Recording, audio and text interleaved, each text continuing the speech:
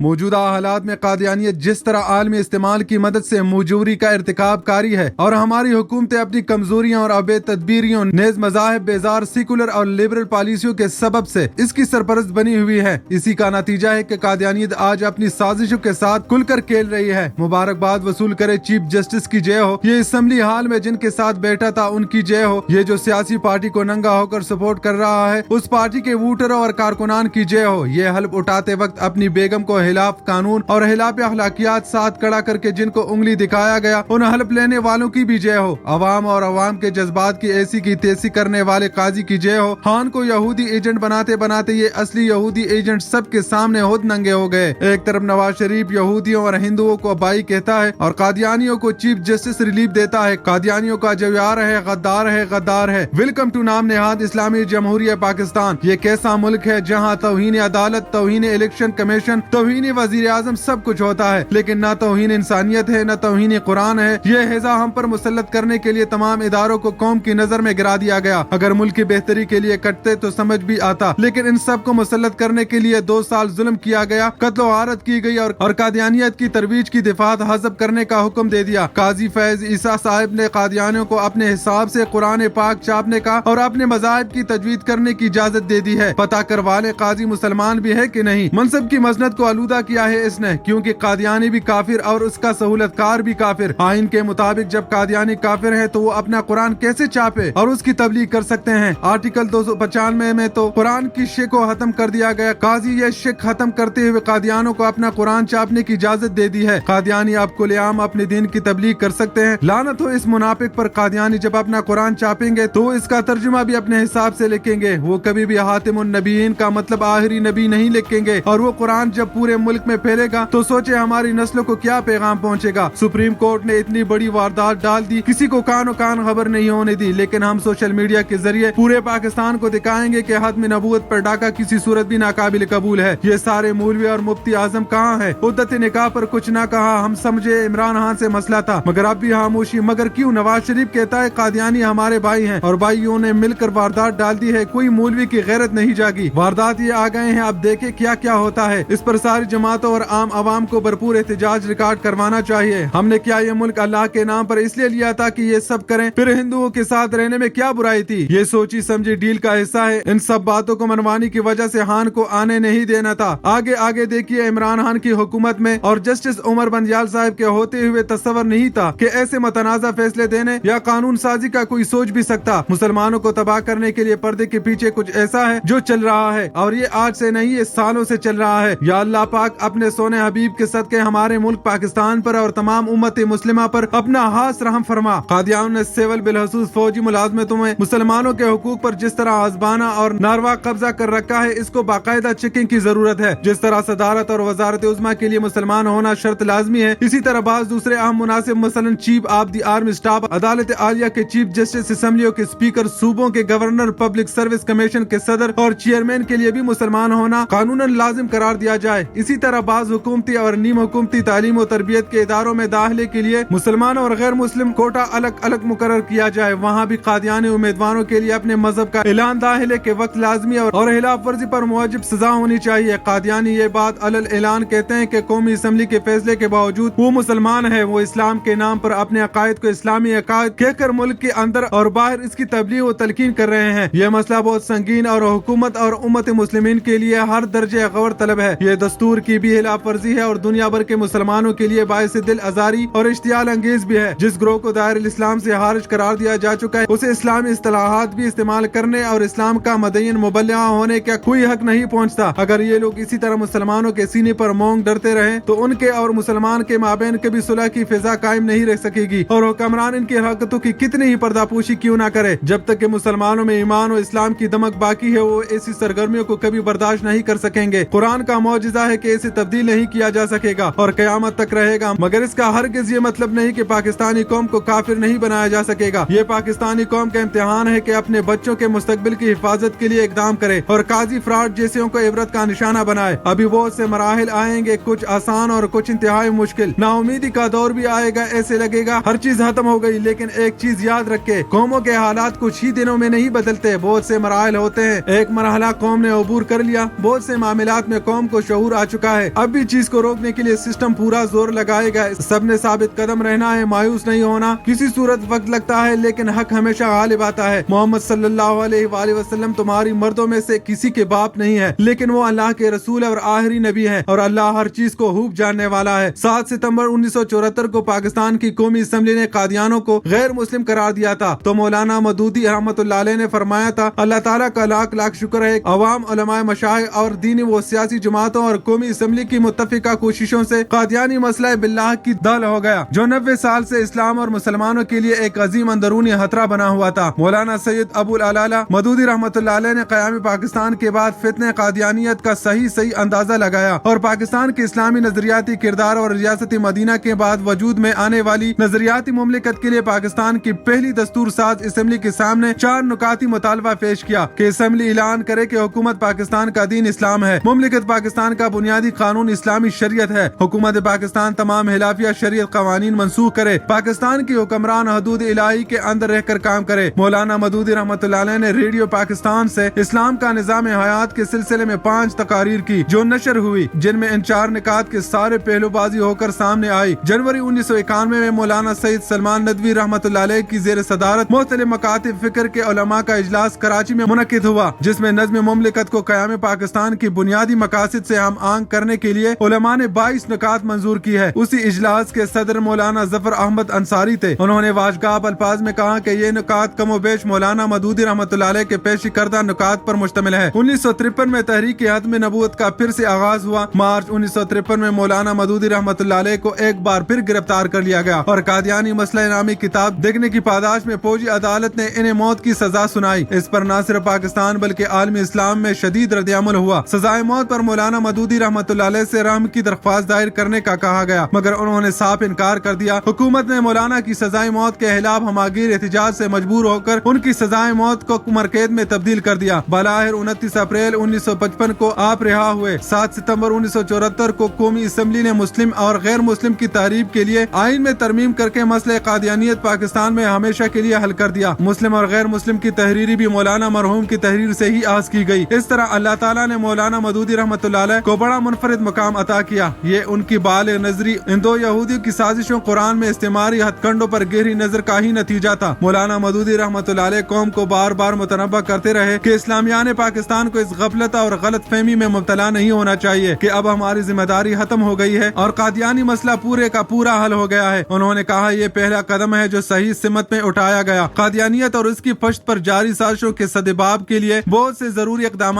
करना अभी बाकी है, जिनके बगैर ये किस्सा किसी न किसी शक्ल में फिर सर उठाएगा और ज्यादा पेचीदगियों का बायस बनेगा और इस्लामियान पाकिस्तान की अकीदत व मोहब्बत और तवील कुर्बानियों को बेसमर करने का जरिया बनेगा।